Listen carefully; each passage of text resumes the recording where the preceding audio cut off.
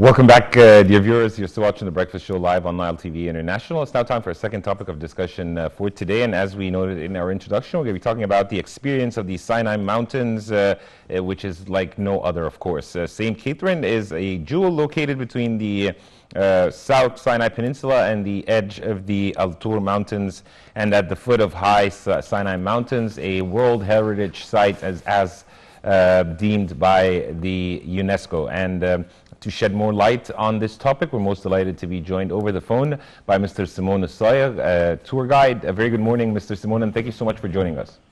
Good morning. Well, first of all, Mr. Simon, if you can shed the light about one of the most beautiful attractions in Egypt, St. Catherine. Well, actually, St. Catherine Monastery, that's an Eastern Orthodox monastery located on the Sinai Peninsula at the mouth of a gorge at the foot of Mount Sinai. It's near the town of St. Catherine, Egypt, and the monastery is named after Catherine of Alexandria.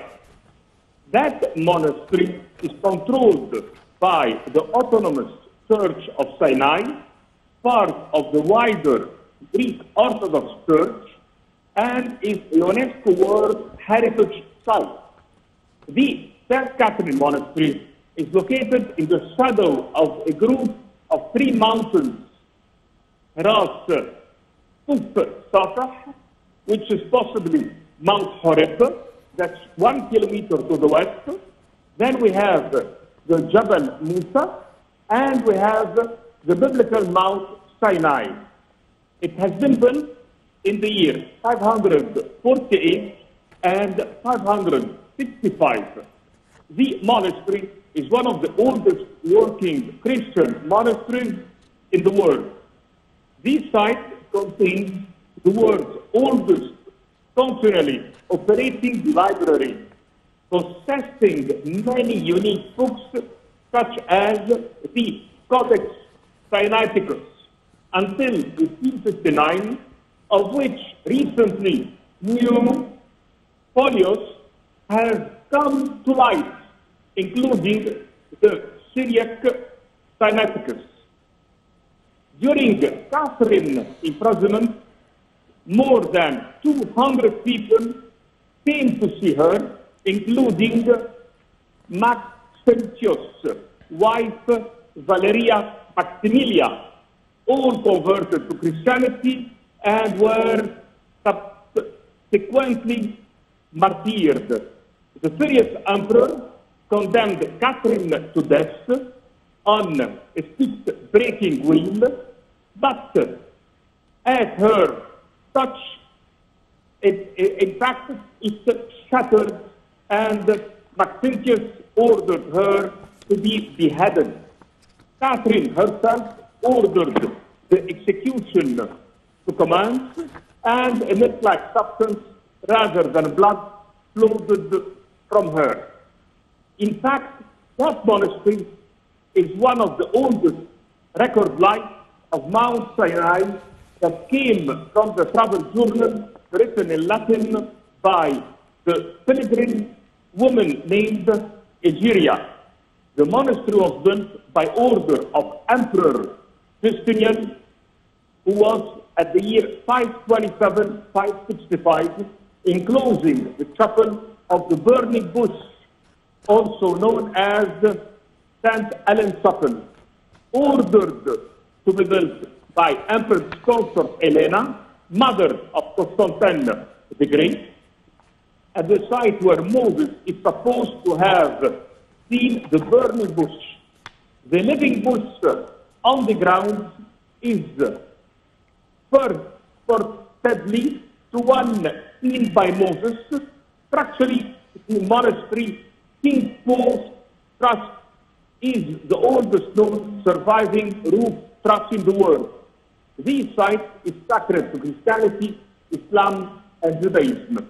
A mosque was created by converting an existing chapel during the Fatimid Caliph, 909-1171, which was in regular use until the era of the Mamluk Sultanate in the 13th century, and is still in use today on special occasions.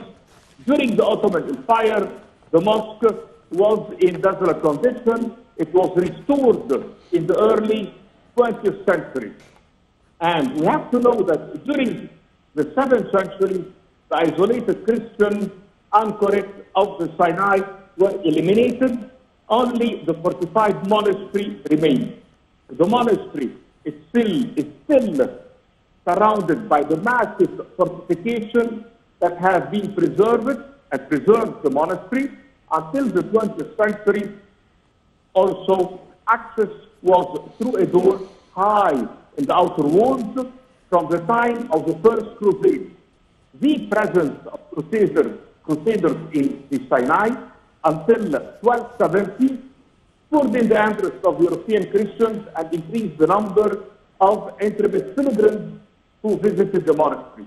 The monastery was supported by its dependencies: Egypt, Palestine, Syria, Greece, Cyprus, and Constantinople. The monastery also, with several dependencies in the area, constitutes the entire Church of Sinai, which is headed by an archbishop, who is also the abbot of the monastery, and the exact administrative status of the church within the Eastern Orthodox Church is ambiguous by some, including the church itself. It is considered autocephalous by others, an Orthodox church under the jurisdiction of the Greek Orthodox Church of Jerusalem. We have to know that it got a lot of manuscripts, it has a lot of icons. The library, founded sometimes between 548 and 565, is the oldest continuously operating library in the world. The monastery library preserves the second largest collection of early codices and manuscripts in the world, outnumbered only by the Vatican Library.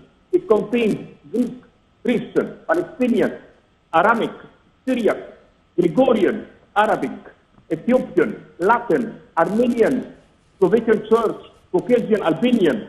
All those manuscripts are books are very rare, and some of them are in Hebrew language, some Coptic books.